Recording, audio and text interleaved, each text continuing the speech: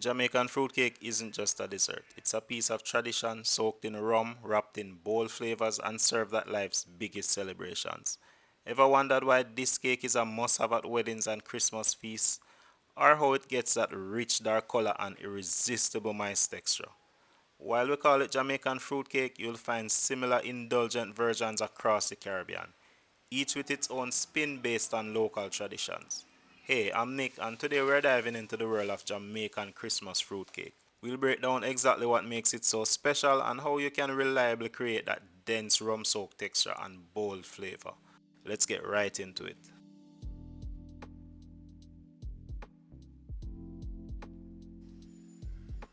Fruits are the soul of this cake, and how they are prepared is what gives Jamaican fruitcake its signature richness. The magic begins with dried fruit soaked in rum and wine, not just for flavor but to create that deep, bold taste and moist texture. Some people soak their fruits for weeks, months, or even years. But don't worry, a good 2 to 3 days is plenty to make an excellent fruitcake. While you can use a variety of dried fruits, I'm sticking to the four classics. 1 cup raisins, a staple in almost every fruit cake, adding sweetness and chewiness. 1 cup prunes, these are the secret to that dense moist texture Jamaican fruit cake is known for. 1 cup maraschino cherries, bright and sweet, they bring a light fruity flavor. 1 cup black currants, these add a tangy kick that balances the sweetness of the other fruits. Quarter cup mixed peel, the candied citrus rinds give the cake a fragrant tangy note that ties everything together. What fruits do you use in your food cake? Do you have any family secrets or special touches you add to make it your own? Let me know down in the comments. To soak these fruits, I'm using the traditional alcohol trio that gives Jamaican fruit cake its bold and mistakable flavor. 1 cup red label wine, a classic choice bringing sweet and fruity notes. 1 cup white overproof rum. Wray and Nephew is a banger. It adds a nice punchy kick that truly elevates the cake. 1 cup fruit wine. This is especially popular around Christmas here in Jamaica. If you can't find it, red wine makes a great substitute. The goal here is to ensure the fruits are fully submerged, so I'm adding an extra half cup of fruit wine to top it off. As I mentioned earlier, fruit cakes are a Christmas staple, so that means the prices of dried fruits skyrocket as the holidays approach. For example, maraschino cherries can cost over 100% more in December compared to October. That's why I always buy my dried fruits in advance. It saves money and ensures I have everything I need when it's time to bake. Make sure to wrap and seal the fruits properly to minimize alcohol evaporation and lock in those flavors. Since I'm only soaking these for a few days, basic sealing works fine. However, for a longer term storage, use a food safe airtight container to keep everything fresh and flavorful. The fruits will absorb a lot of that liquid, especially for longer soaks, so make sure you check in on them periodically and top up if necessary. Drop a comment down below. How long do you soak your fruits for? A few days, or do you let them sit for weeks or even months? Very few things are as satisfying as the first whiff when you open this up. That aroma is incredible. The dried fruits are now hydrated, plumped, and infused with that flavor packed liquid. Next, it's time to blend.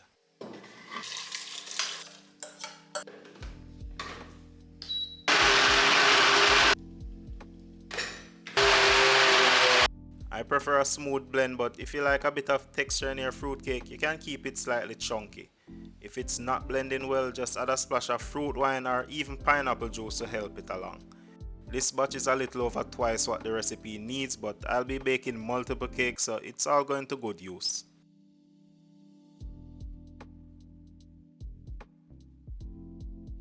Preparing the cake batter is much like making a standard cake. Start with 8 ounces each of room temperature butter and sugar. Brown sugar is traditional for its deep, rich flavor, but granulated sugar creams much faster. Don't worry, we'll make up for that flavor later with a bit of molasses. I'm using a stand mixer to cream this. It's a bit more involved, but a hand mixer works just as well. If you're really determined, you could even cream this by hand.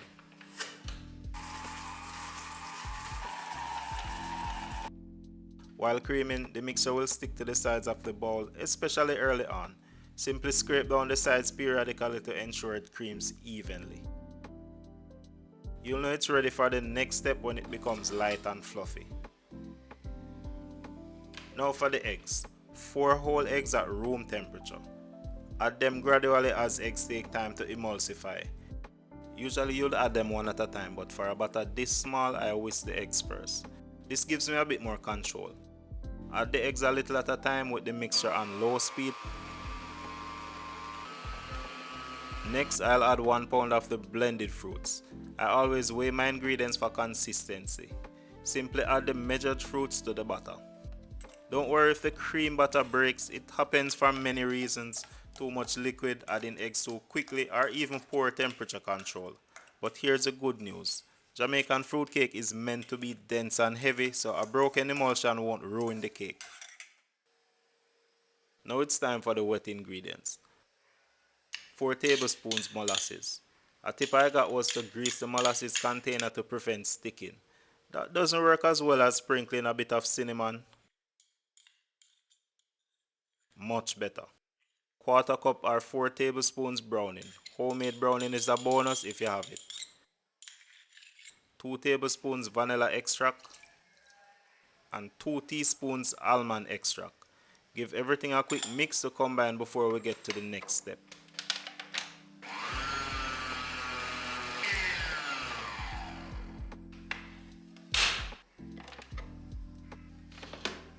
Great, now that our wet ingredients are ready, it's time to prepare the dry ingredients. We just need a few basics. 8 ounces or half pound of all-purpose flour, a teaspoon of freshly grated nutmeg, a tablespoon of powdered cinnamon, 1 teaspoon baking powder, and finally half teaspoon salt. Next, sift the dry ingredients into the wet mixture. Once that's sifted, gently fold them in until fully combined. Be careful not to overmix, just make sure the flour is properly incorporated. With the batter done, it's time to prep for baking. I'll be gifting these cakes to my family, so I'm using 7-inch disposable aluminum pans. These are super convenient, especially around the holidays since they often come with lids. This batter makes exactly 3 7-inch cakes. Be sure to grease each pan with butter before dividing the batter evenly between them. To remove large air bubbles, give the pans a little shake and a gentle tap.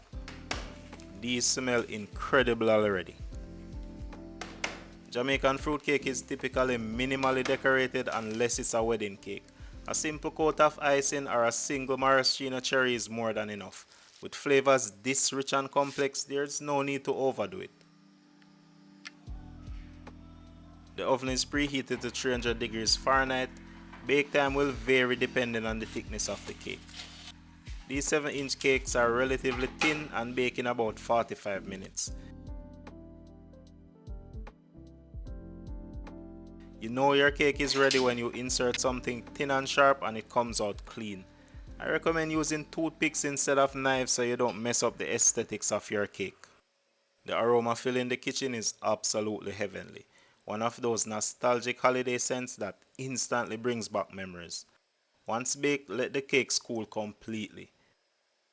The aluminum pans are super convenient, but what if you want to use a regular steel baking pan? No problem. This recipe works perfectly in 8-inch steel pans. You will get 2 8-inch cakes, but keep in mind that the bake time will be longer. For these pans, it took around 1 hour and 10 minutes to bake.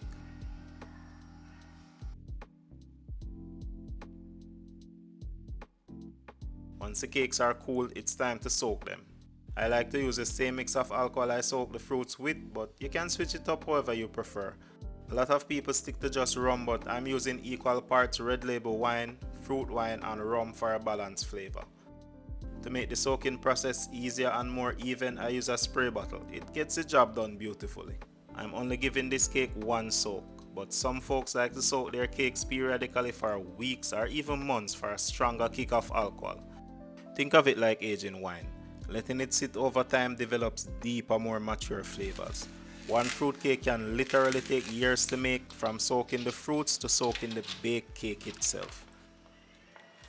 After soaking, the cake will need at least a day to rest. This gives the flavors time to meld together beautifully.